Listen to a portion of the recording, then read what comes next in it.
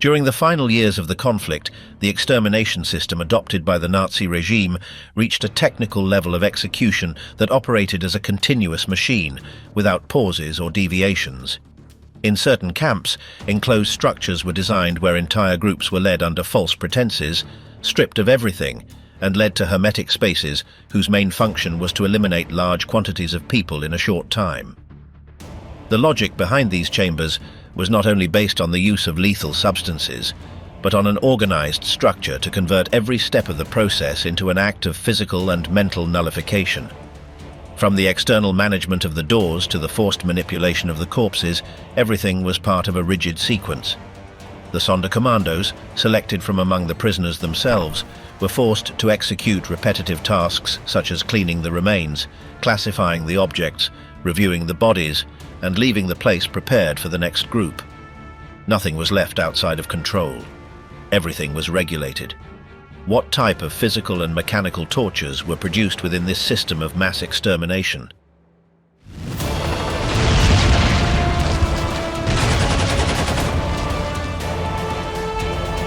Block 11. The punishment begins upon arrival. The newcomers who went through the intake procedure did not take long to learn what block number 11 meant. It was the place where orders were carried out with no room for doubt. From the very first day, prisoners would observe how some were separated, led down silent corridors, and locked in spaces where light did not enter. The camp staff did not hide that this block was the center of the most severe sanctions.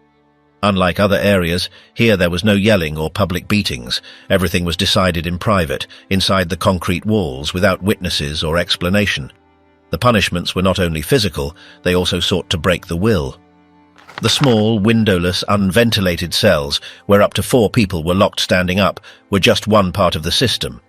In those cells, you could not sit or stretch your arms. Sometimes hours would pass, other times days, without knowing how long you had to endure in that forced posture. The stale air and absolute darkness caused many to collapse before dawn. Some would lose consciousness, others would scream, but no one would respond. It was the first message from the camp. Anything could happen, and no one would come to their aid. A common form of intimidation was mock hearings. In an improvised room with a table, an officer, and a few sheets of paper, questions were asked without listening to the answers. It had already been decided who would be punished, but a procedure was faked. The prisoner had to remain steady, without moving, without looking away. Sometimes the punishments had already been applied before the fake hearing, only needing to be recorded. Sometimes it involved confinement in the small cells, other times beatings that were applied without prior notice. There were also the lightless cells, where you could not distinguish if it was day or night. There, some would start talking to themselves, others would scratch the walls with their fingers. The progressive disorientation was part of the punishment. The routine in that block did not follow a schedule. The screams were constant, but it was not known if they came from above, below, or the sides. Sleeping was an act of resistance. Eating, when allowed, did not guarantee anything. Water, on occasion, was denied as part of the punishment. The executions were integrated into the daily environment of the camp, and some days the bodies were left exposed at the entrance as a warning, without allowing anyone to look away, as everyone had to walk past. The smell of gunpowder and blood lingered in the air for hours. Sometimes, at dawn, gunshots would be heard, but it was not known how many or who they were for. Other times, some prisoners were ordered to dig graves without being told what they were for. In those moments, the silence became heavier. No one commented, no one asked. Afterwards, when the bodies were dragged, everything was understood.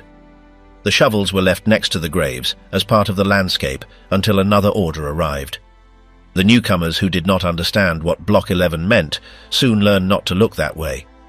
The building was the same as the rest, but it had a burden that everyone felt. The stories of those who never returned weighed more than words. The silence that surrounded the block was a language of its own. The supervisors of the place moved with a measured slowness, without needing to run or raise their voices, because their mere presence was enough for others to step aside. They carried the keys dangling, not out of practical necessity, but as a symbol of constant control. Every metallic sound announced that a cell was about to open or close, and the prisoners knew how to recognize that noise among all others. Sometimes, the doors would open without an apparent reason, and no one knew what would happen next. It was said that this block not only punished the body, but also broke down what little will was left, and although the signs were not always visible, it was enough to observe how some returned without wounds, but with tense bodies, unsteady steps, and a lost gaze, as if they did not remember that they had already left the cell, all in an environment where silence served the function of a scream, because the punishment did not need noise to erase any attempt at a response. There was no understandable logic in the application of sanctions. Prisoners who had committed the same offence received different punishments. Some were beaten, others were locked up, and there were even those who were sent to forced labour without any explanation, because uncertainty was also part of the technique. No one knew how long the sentence would last or what criterion had determined it, and that constant ambiguity eroded any form of resistance. Although Block 11 was not the only place where torments were applied, it was the first to show how far the invisible rules of the camp could go, where discipline was not taught through written rules but through fear. The first contact with that place was etched in the memory of those who survived, and although not everyone went through there, everyone feared its existence. Block 11 was not just another building, but a message sustained over time, proof that within those walls no refuge was possible. Blows, whips and posts, the legalized violence. From the beginning of the Frankfurt trial, the testimonies made it clear that beatings were not exceptional or arbitrary, but an institutionalized tool. The accused, Wilhelm Boger, for example, was described as someone who always carried with him an iron rod and a wooden stick. This tool was not only visible, but also part of his daily routine. Some witnesses stated that he used it even when he was simply calling roll on the arrival ramp. According to their accounts, Boger would suddenly hit prisoners, with no need for provocation or warning. One of the most mentioned methods was suspension by the arms tied behind the back, a painful technique that left permanent sequelae. Witnesses assured that the screams were so loud they could be heard from other buildings. On more than one occasion, this practice was used on several detainees at the same time. The accused, Mulker, admitted to knowing about the existence of this punishment and said he had seen it applied. Another of the accused, on the other hand, stated that he was never a direct witness, although he admitted that the injury reports were so frequent that they could not be ignored. In relation to the so-called torture post, it was described that prisoners were tied with their backs to a vertical structure and that their feet were immobilized. Once in that position, they were defenseless against the blows, which could last for hours. In some cases, the punishments were administered in front of other inmates as a warning. One witness explained that the pain caused fainting, but even then the punishment continued. The objective, he declared, was not only to punish, but to completely break the individual. Several witnesses reported having seen the systematic use of leather whips, especially against those who were caught resting during work or eating outside of mealtimes. One of the accused acknowledged that whips were distributed among certain supervisors.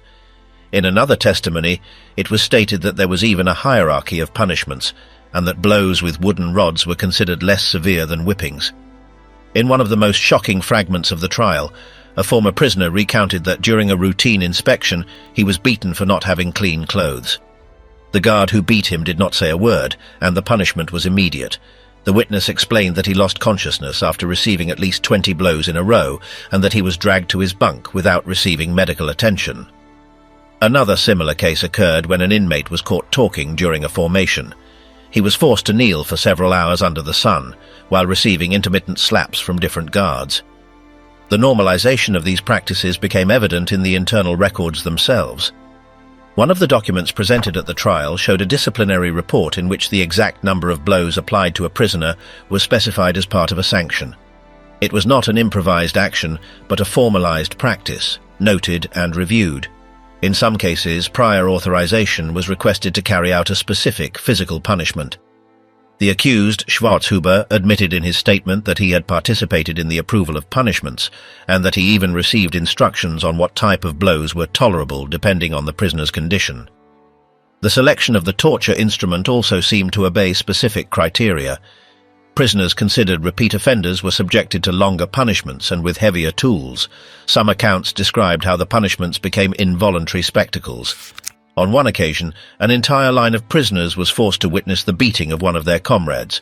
No one could look away or react. If anyone looked away, they were also sanctioned. The testimonies coincided that these scenes sought not only to punish an individual, but to sow collective fear. An especially cruel practice was described as the carousel, in which the prisoner was forced to run in circles while being beaten by several guards as he passed. This punishment could be prolonged to the point of fainting. Upon stopping, the prisoner was forced to continue under threat of new beatings. In more than one case, witnesses assured that the after effects were irreversible. Reports were also presented about the use of buckets of icy water as punishment. An inmate was forced to submerge his head several times in a container filled with cold water while receiving insults and slaps. One of the accused justified this action as a method to awaken those who showed apathy, although the effects included loss of consciousness, hypothermia, and lasting injuries. Throughout the sessions, it became clear that these forms of physical violence were not the result of personal excesses or isolated actions, but part of a system that legalized cruelty. The testimonies, the documents, and the very words of the accused showed that the tortures were planned, executed with defined methods, and in many cases recorded as part of the daily administration of the camp. Endless hunger, the stomach as a target of punishment. Throughout the day, prisoners were forced to spend several hours near the dining hall, where the smell of soup reached every corner of the camp, while thousands of people waited on their feet, knowing that most would receive nothing, even though the cauldron was there in plain sight, full, with contents reserved only for some. An officer would write down names on a list, while others watched for any unauthorized attempt to get closer, and it was common to see those who tried to get a little liquid pushed, beaten, or simply removed from the place without explanation. Sometimes one of the inmates was sent to serve, and with arms trembling from weakness, had to keep the spoon level so as not to spill a single drop, because if he failed, or if someone protested about the amount, he was immediately replaced. Some would barely receive tinted water, while others, if they were lucky, would find some boiled cabbage or small leftover grains floating at the bottom. During the nights in the barracks, hunger kept many awake, and the murmur of empty stomachs mixed with whispered conversations about past meals. It was frequent for someone to tell again and again how they prepared bread at home, or how their mother cooked a soup with real meat, and these stories circulated as if they were the only thing left. Some would listen carefully, while others would walk away, bothered by the painful memory of what would not return. It was not uncommon for newcomers to look for food in the garbage, rummaging through the remains of the officers, or in the surroundings of the crematorium, where they sometimes found something. A bone, a peel, a crumb. Eating in front of others was a provocation, but no one dared to report it, and many would hide in corners to chew quickly before being seen, although if they were caught, they would receive punishments ranging from beatings to a total ban on approaching the dining hall for days. The distribution of bread was a silent and dangerous ceremony, since it was cut into such small portions that they seemed symbolic, and the person in charge of dividing it would use a string or a razor blade to avoid inequalities, although even so, discussions were inevitable. Some would try to exchange their ration for cigarettes, while others with empty eyes would save it for later as an act of futile resistance. Control over hunger was absolute, and it was not only about scarcity, but about the exact calculation of suffering, since food arrived when the guards wanted, and the amount varied without apparent logic. Sometimes, after long days of forced labor, nothing was distributed, and those who complained were written down on blacklists. Those who stole, if they were caught, ended up in isolation or worse, and there were some who, in the midst of exhaustion, risked taking bread from others while they slept. When they were discovered, the lynchings were silent, almost ritualistic. Some tried to deceive the system, returning to the end of the line, changing places, pretending to be others. But the surveillance was strict, and the kapos knew every face, knowing how many times someone approached. If they detected an attempt to repeat a ration, the prisoner's number was written down, and he was left out of the distribution for several days, without explanation or option to get it back. The dining hall was not a place of relief, but of tension, and you had to keep your gaze down, walk without rushing, not talk, not arouse suspicion. Even when receiving the soup, the gesture had to be exact. Take the bowl, turn, leave, because any delay was seen as a provocation. Sometimes the contents were spilled before reaching the mouth, but no one complained, since it was preferable to remain hungry than to face the guard's reaction. During inspections, hidden food remains were sought in clothes, and if anything was found, even a dry peel, the person was called to the front and forced to confess where they had gotten it. If they remained silent, they were beaten. If they spoke, another suffered, and no one came out unscathed. The cleverest would hide crumbs between the seams, but over time even those ways became useless, since the control was total and the despair grew. On the days when new transports arrived, the prisoners knew that there might be a little more soup, but they also knew that the risk was greater, since the newcomers, weakened and confused, sometimes received more by mistake, and that caused confrontations. The competition for a bigger ration became brutal. Some pushed, others begged, but no one helped, because hunger erased all forms of solidarity. The kitchen was locked with a padlock, and only the supervisors entered under surveillance, although sometimes one would try to steal a potato, an onion, a spoonful of oatmeal. If he succeeded, he would become a hero for a few hours, but if he failed, he would disappear from the camp. No one talked about him. They only remembered the scene in which he tried to cross the door with empty hands and his head bowed. The arguments over food were common, even among friends, because hunger erased memories, promises, bonds, and no one thought of the other. Everything was reduced to counting the steps to the cauldron, looking at the bottom of the bowl, hoping that tomorrow would not be worse, and some said that eating was living, while others thought that living was just enduring hunger for one more day. Absolute silence, the mind broken from within. The psychological deterioration in the concentration camps was not a secondary consequence, but an integral part of the system. From the moment the newcomers descended from the train car, the environment was designed to strip them of all notion of autonomy. The body language that many developed after weeks or months in the camp clearly showed the inner disconnection. The expression in their eyes stopped reacting to the environment. Neither fear nor surprise seemed to generate any reaction. What remained was a fixed, lifeless gaze, as if there was nothing left inside.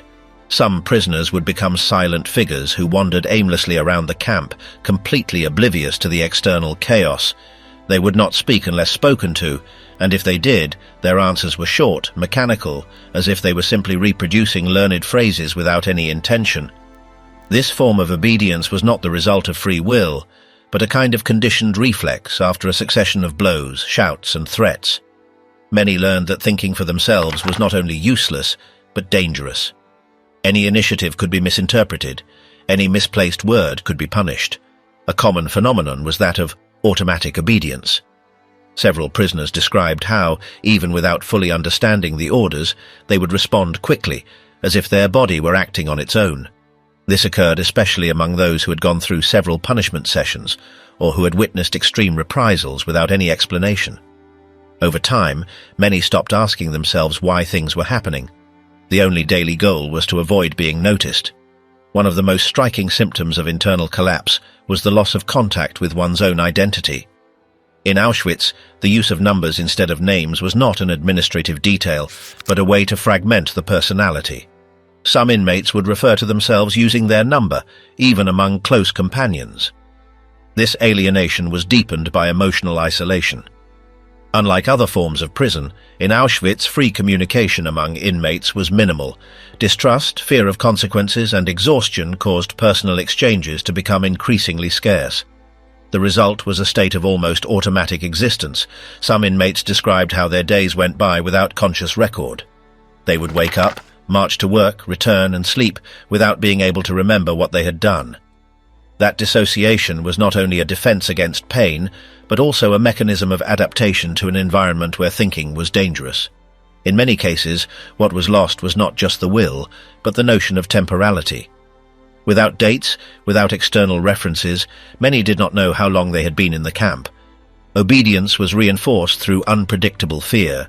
Collective punishments for individual actions, beatings for misinterpreted gestures, public humiliations for no apparent reason, all contributed to the feeling that there were no clear rules. This uncertainty was one of the most effective instruments for breaking the mind. Prisoners could not anticipate consequences or learn from previous experiences. As a result, the only reasonable behavior was to not stand out, not give an opinion, not act. Body language reflected this submission. They walked with their heads down, avoiding eye contact, with their arms glued to their bodies. Some even adopted similar postures out of the guards' reach, as if their bodies had permanently internalized the order of submission. This type of gesture became common even among those who had not been physically assaulted recently. The entire environment functioned as a constant reminder of potential punishment. Several internal camp doctors documented cases of psychological paralysis. Some prisoners stopped speaking completely without any recognizable medical cause. Others remained motionless for hours, oblivious to the movement around them. One of the doctors mentioned a young man who, after being separated from his group, did not speak another word for weeks. He ate only if food was placed in his mouth, and he did not respond to his name or to basic stimuli. This type of reaction was frequently seen among the youngest and the newcomers who had suffered a sudden loss. The absence of initiative was interpreted by some as laziness or apathy, but those who knew how the camp worked knew that it was a form of passive resistance or total surrender. There were those who, after losing their entire family or suffering repeated beatings, simply stopped moving. They did not complain. They did not ask for anything. They did not react to shouts or blows. They would remain seated or lying down, staring into space. In those cases, death usually came by omission. They would not get up for formation. They would not eat. They would not flee from punishment. One of the prisoners relates that in his block there slept a man who did not speak, did not eat, and did not get up. He only swayed slowly back and forth, as if repeating a gesture learned elsewhere. No one knew his name or how he had arrived. One day he simply stopped moving. The Blockführer ordered him to be removed as if he were just another object. No one commented on anything. This type of scene was so common that it stopped provoking a reaction. The women showed similar patterns, although in some cases the emotional disconnection manifested itself more quickly after specific aggressions. Some clung to minimal routines, such as folding a handkerchief or washing a piece of clothing, as a way of maintaining a last link to normality. But when these activities were interrupted, the reaction was not one of protest, but of total loss. It was as if the only remaining mental structure was undone. Another observed pattern was the mechanical repetition of meaningless phrases. Some inmates constantly murmured the same word or recited sentences unrelated to the environment. This behavior was interpreted by others as a sign that the person could no longer return to normality. They were left aside, as if they were an inevitable part of the landscape. No one intervened, because intervening could bring consequences, and because they knew there was no way to help. The fear of witnessing this type of deterioration led many to isolate themselves emotionally. They avoided establishing deep bonds with others because they knew that seeing a companion fall was harder than enduring their own suffering. This emotional distancing contributed even more to the general depersonalization. The prisoners stopped calling each other by their names, avoided using personal pronouns, and reduced communication to the essential. The environment offered no possibility of recovery. There were no spaces of silence, no emotional support, no free human contact. Any gesture of comfort could be interpreted as subversion. Even the doctors or nurses who tried to help were watched. For this reason, those who still retained some mental lucidity hid it. They feigned full obedience, repeated formulas, and adopted neutral expressions. The entire mind was organized for survival, but in that process many times the only thing that survived was the body. The person was no longer there. To the final voluntary step. In Auschwitz, some prisoners decided to end their suffering on their own. Several chose to walk without hesitation toward the electrified perimeter fences, aware that this contact would be their last action. These fences not only served as a physical boundary, but also represented a definitive outcome for those who saw no other way. Inside the camp, they were spoken of with terms like the exit cord or the final line of freedom. Although the newcomers feared that structure, those most worn down by time, forced routine, and brutality would walk toward it with a firm step. The body would fall almost instantly, motionless, and no one would intervene. From the towers, the guards would do nothing but observe. The other detainees would remain silent. The body would usually stay there for hours, in plain sight of everyone, until someone removed it as part of the daily work. What was most impressive was not the act itself, but the expression on their faces before the jump. Some would advance calmly, others would run desperately. But they all knew what they were doing, and they all did it with the certainty that there would be no return. On other occasions, those who could no longer bear the situation resorted to more discreet methods. With rags, improvised ropes, or belts, they would hang themselves in the least visible corners of the barracks. These scenes almost always occurred at night. The next morning, bunkmates would find the bodies suspended from a beam or behind the doors. Many of these cases left no note or sign. The Sonderkommando or cleaning shift supervisors would approach in silence and carefully lower the deceased, trying to prevent the guards from finding out. For this reason, the motto among the prisoners was to handle the discovery without attracting attention. It was a way of dying that did not ask for permission or explanations, and that made it clear to what extent the environment had pushed someone to make that decision. On many occasions, some inmates would step out of line during roll calls or deliberately stray during marches. Any abrupt movement outside of the imposed pattern served to provoke a reaction from the sentinels, and that reaction usually came in the form of a shot. What for the guards was a punished infraction, for the detainee was a calculated decision, to make them be killed without directly asking for it. Death thus became a covert act of choice. Müller recounted several episodes where the inmates knew what they were doing. The look in their eyes, the pace of their step, and the surroundings confirmed it. In those cases, no one would scream, no one would ask for help. They simply accepted the shot as a voluntary way out. The executions were not recorded with names or explanations, just bodies that disappeared into the ovens and whose story was left in the air. Some survivors understood this as a form of silent protest, although they did not dare to say it out loud. There were also those who sought to get sick as a way to disappear. Amid constant hunger and lack of shelter, some intentionally exposed themselves to infections, approached the most gravely ill, or took off their clothes in the middle of winter. Stopping eating, refusing water, or walking without protection were signs that someone had decided not to continue. They were not cases of weakness, but deliberate decisions. In these acts, the will was expressed without words. Müller recorded several examples where an inmate, without saying anything, began to act in a way that would shorten his lifespan. It was not about giving up, but about taking the only control they had left, when to stop resisting. Sometimes their companions noticed and tried to dissuade them, but other times they understood, and they remained silent. The consequences of these gestures were always the same. The body was taken away without a record, their few belongings disappeared, and their names ceased to exist for the camp's paperwork. The system punished even those who failed to carry out their purpose. If someone survived an electric shock or an attempted hanging, they could be beaten, shot in public, or humiliated in front of others. Once the intention was exposed, punishment became inevitable. Müller described a case in which a man was found hanging in the latrines, but was still breathing. The person who found him called another prisoner to help him, but when the SS arrived, there was no room for explanations. They killed him on the spot, accusing him of disobedience. Dying by one's own decision was seen as an affront to the imposed order, as if even that was reserved only for the camp's control. Within the Sonderkommando, the group to which Müller belonged, these acts were more frequent. Living surrounded by corpses, being forced to operate the crematoria ovens and clean the chambers after each use generated a unique psychological pressure. Some members could no longer bear the cycle and preferred to end their lives as soon as possible.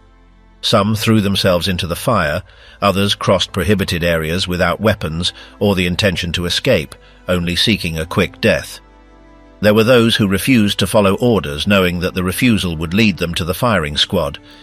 In these cases, their companions would try to keep their memory alive within the group, mentioning them by name or remembering their last gestures. Not much was said, but the shared silence was enough to understand what had happened.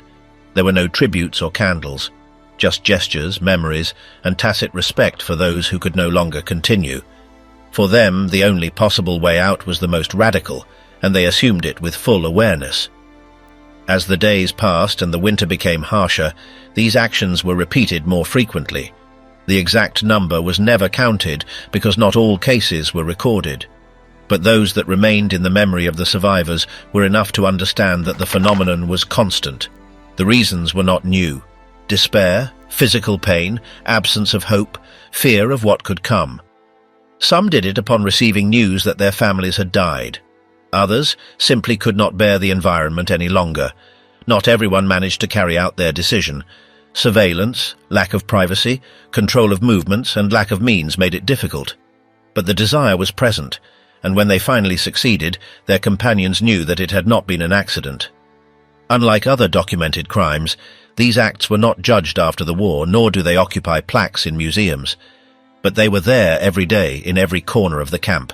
They were not shouted, not written, not spoken aloud. They only remained as part of the human landscape that surrounded Auschwitz. The way each one decided to end things also marked the way they had lived up to that point. Some did it in silence, others sought a final look or a farewell gesture. But they all did it by their own decision. Because in an environment where nothing could be chosen, that was the only choice that still remained. An alien body, forced prostitution in the camp. From the middle of the year 1942, a specific group of female prisoners began to disappear from their usual barracks in Ravensbrück without a clear explanation being given. No one informed their companions of the reason, and some of those selected never returned.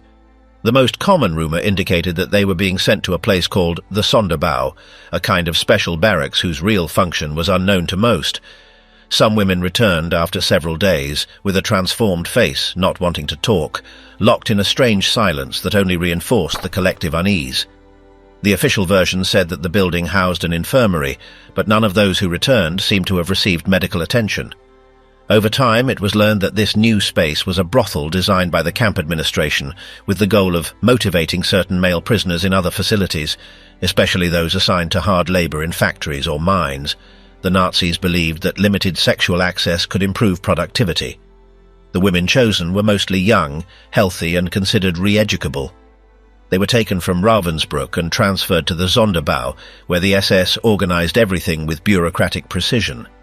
The inmates received detailed instructions on how to behave, what to say, how to dress, and even how to maintain an attitude that would be attractive.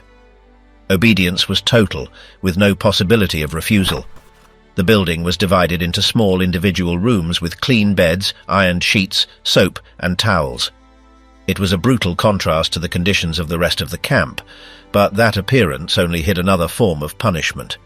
Each female prisoner had to attend to several men per day, at established times, with measured periods and under the supervision of the SS staff. Each male prisoner was given a limited number of tokens to access the brothel's services, which created a system of privileges that depended on work performance and obedience.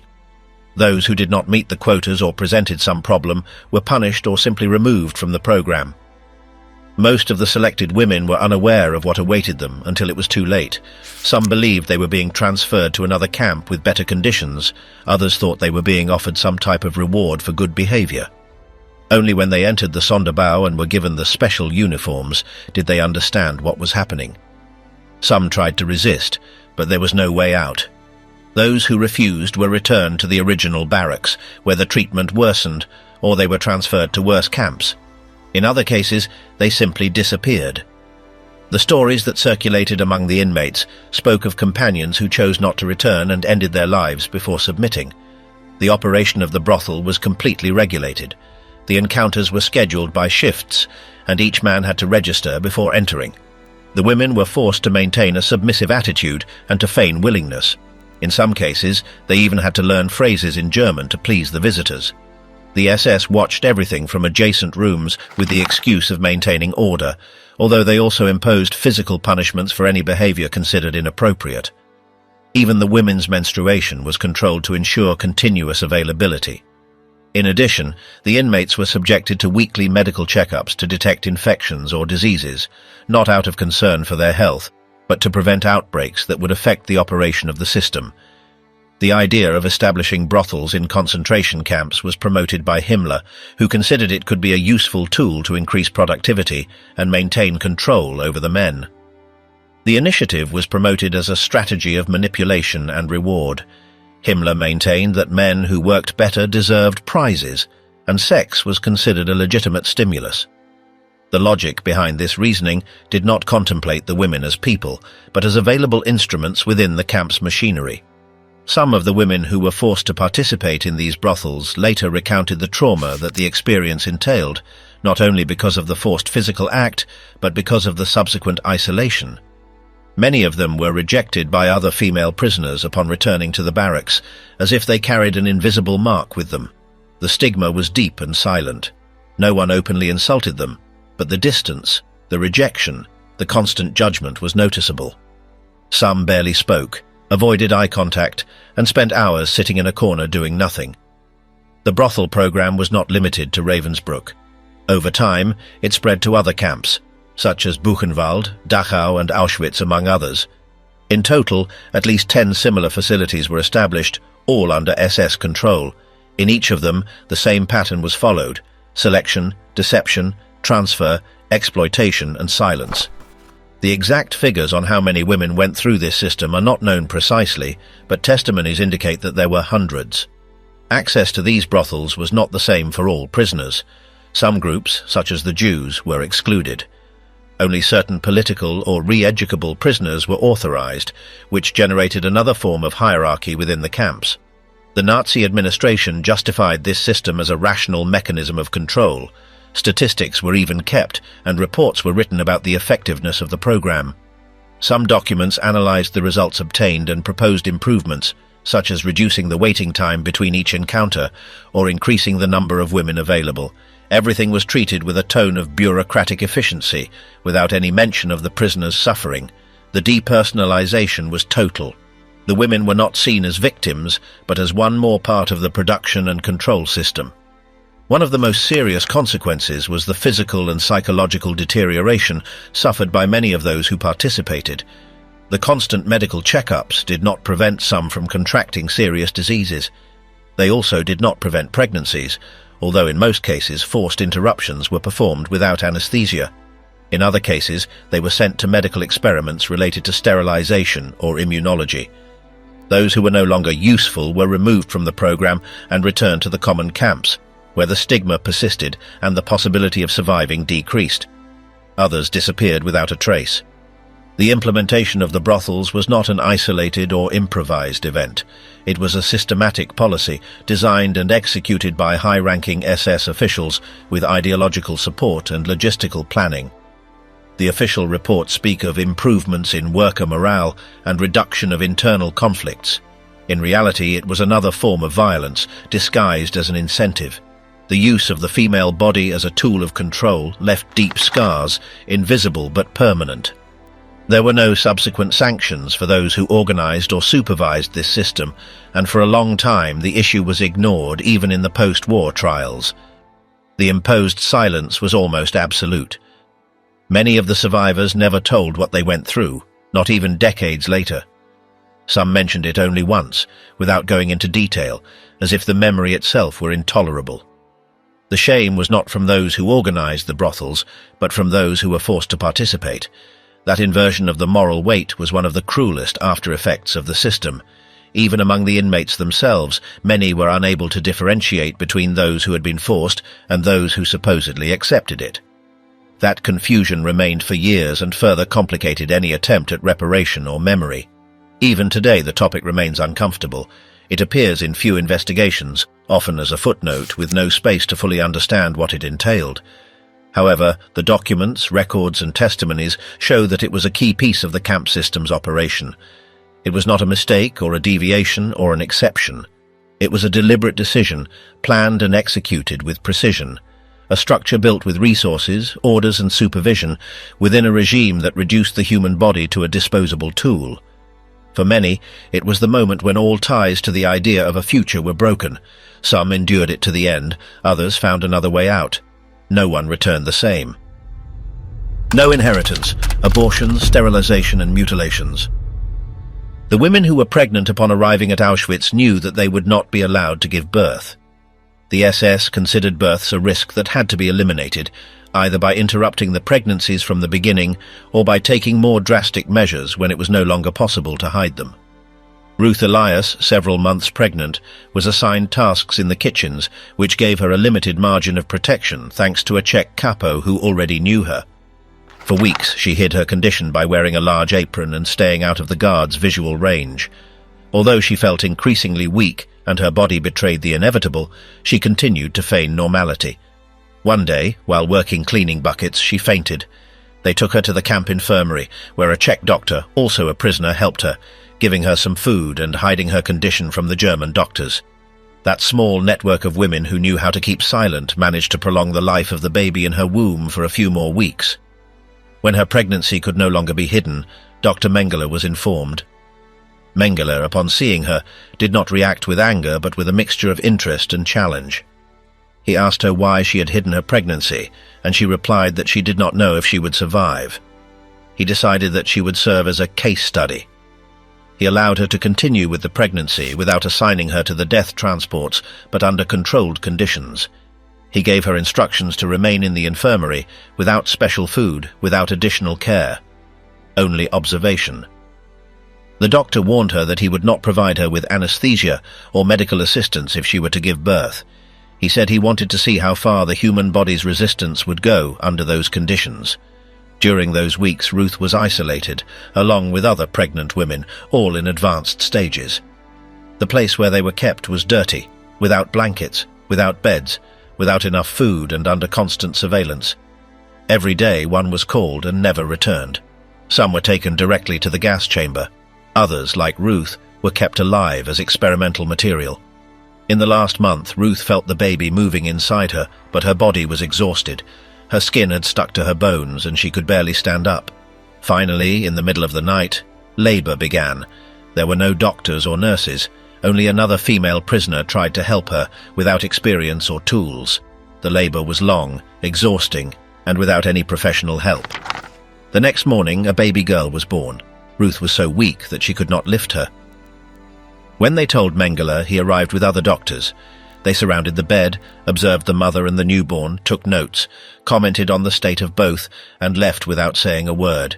They left her there without offering food or water. 2 days later, Mengele returned. He told her that the girl could not be kept alive.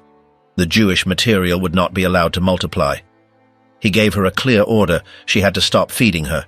Ruth, without milk and without strength, had no way to sustain her. Days passed. The girl cried, then only breathed weakly. On the 5th day, she stopped moving. When the girl's body no longer reacted, a guard removed it without looking at Ruth. They left her alone in that room, without comfort, without information, and without knowing what they would do to her next. The other women in similar conditions had been forced to have abortions with rudimentary instruments or aggressive chemicals. Some even were sterilized without warning. The techniques used ranged from injections to internal cuts made without any type of anesthesia. In several cases, these were experiments designed to test the effects of different substances on reproductive capacity.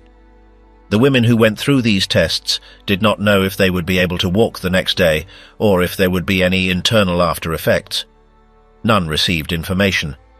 They were only placed on a table, immobilized and manipulated by doctors who took notes and acted with indifference.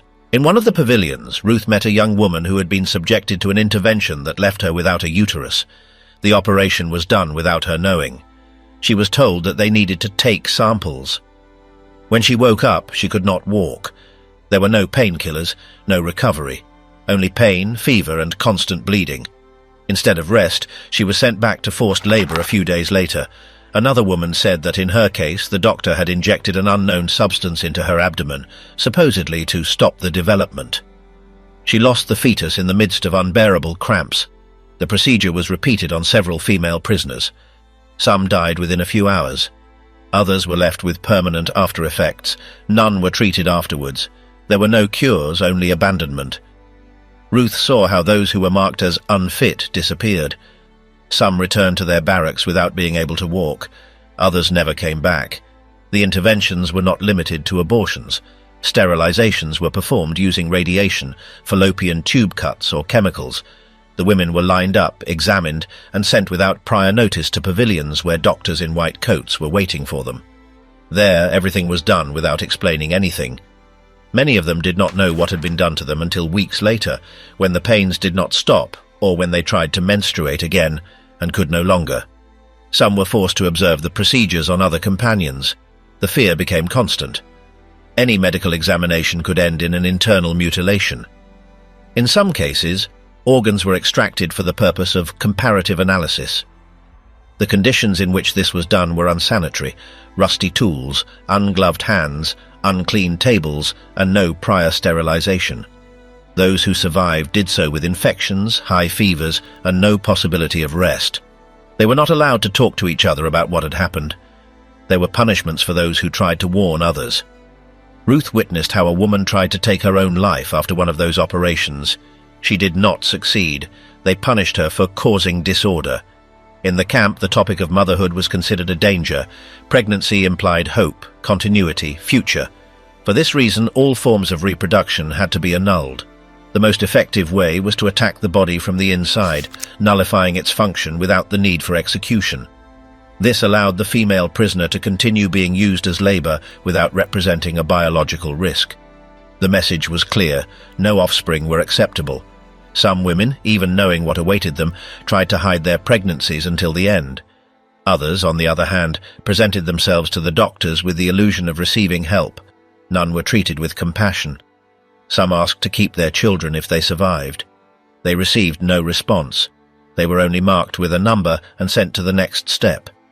The camp medical staff acted as executioners disguised as scientists, writing down every reaction, every complication, and every result, while classifying tissues, storing samples, and sending reports.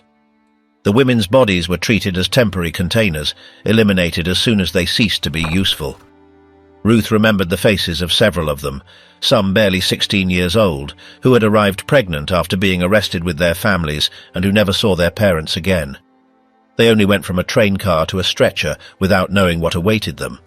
Those who carried out the procedures showed no emotion, but they all understood what it meant to be marked with a red cross, a sign that indicated they should prepare for the next experiment. No one knew how many survived, and the topic was only discussed in a low voice, with fear. Ruth was freed weeks after the birth of her daughter, although she was no longer with her, and she never became a mother again. What remained from that time was not just physical scars. The women who survived those processes returned to a world where they could not explain what they had lived through. Some were silent for years. Others were never able to have children. There was no medical follow-up, no recognition. Only silence accompanied the lives of those who had been used as disposable bodies. In the following years, Ruth found some of her companions. Each one carried her story within, unable to tell it completely. Not out of shame, but because there were no words that could suffice. Those practices were not exceptional. They were part of a precise logic, of a systematic decision to prevent certain women from leaving a biological legacy. Their only inheritance was the memory of what was taken from them. The room of definitive silence. At the back of the camp, separated from the rest of the facilities, were the gas chambers. From the outside, they looked like simple buildings, with no visible marks to reveal their true function. The trains arrived almost daily, and many of the newcomers were directed straight there. They were asked to undress, to leave their clothes folded, to remember where they left them to get them back later, and some were even given a bar of soap. The guards would smile, as panic had to be avoided. Inside, the space was enclosed, with coated walls to facilitate cleaning. When everyone was inside, the doors were sealed, and at that moment, from an upper opening, the gas was introduced. In a few minutes, the air became unbreathable. The screams did not come out, only the banging against the walls and the bodies falling on top of one another. The gas caused a slow death by suffocation. While people pushed each other looking for a corner of air, the strongest climbed over the others, and the children were crushed at the bottom. Then silence. The smell was soaked into the skin, clothing, and breath, and although the floor was washed with buckets of water and products were scattered to disguise the stench, the traces did not disappear completely. The air was filled with smoke, heat, and ashes, but the process inside the chambers was not interrupted. When the doors opened, the prisoners of the Sonderkommando would enter. Their task was to remove the corpses, drag them outside, classify them, and prepare the place for the next group. They were not allowed to stop or show a reaction. If they did, they would be replaced. They knew that their time was limited, since no one from the Sonderkommando lived for more than a few months. They were considered dangerous witnesses. The bodies were dragged one by one to a review area, where the assigned prisoners had to remove gold teeth, cut hair, and remove hidden jewelry, or any object of value that the SS had not identified before, all under a mechanical, direct, and unceasing treatment. After that process, the bodies were taken to the ovens. The heat could be felt from several meters away, the chimneys operated day and night, and human fat was used to fuel the fire. If the ovens could not keep up, pits were dug where the bodies were burned in the open air. The smoke could be seen from other sectors of the camp, and although no one spoke about it, everyone knew. They slept near the crematorium, in separate barracks, under permanent surveillance and without any contact with the outside, while the other prisoners avoided looking at them, telling themselves that they had empty eyes. They did not eat with the others or participate in the formations. They were invisible to the rest, but indispensable to the system. From time to time, one would disappear without anyone asking anything, and another would take his place. In the corners, some Sonderkommando prisoners would discover remnants of nails, blood or hair that, despite the regular cleanings, continued to appear. The space never became completely empty again, because death left traces that neither water nor lime could completely erase. On occasion, they would find marks on the walls, scratches made with nails, brief messages, names. Some writings were difficult to read, already worn out, and others were made with blood. They were desperate attempts to leave a record, to say, "I was here." The Sonderkommando prisoners did not talk to each other while they cleaned, and the silence was a form of protection. Once the place was cleared, the doors on the other side would open again. The next group was already waiting. The extermination system in the concentration camps did not arise from disorder, but was built with precision to execute a constant elimination. Every phase, from transport to the body's disappearance, functioned as part of a meticulous procedure. The gas chambers were one of many methods. Prolonged hunger, repeated beatings, medical experiments, forced labor, and medical abandonment were part of the same scheme. The Sonderkommandos, forced to participate in that process, represented an extreme form of human degradation imposed by those in power. At the same time, women like Ruth Elias faced impossible decisions under extreme conditions, where physical resistance did not guarantee life. It was not about individual punishments or improvisations, but about a complete structure designed to destroy without interruption. The damage was not only physical, but also moral and collective. Suffering, administered continuously, was the mechanism chosen to maintain control and advance destruction. In that context, living one more day did not mean being safe, only postponing the inevitable within a machine designed to erase those who were trapped in it.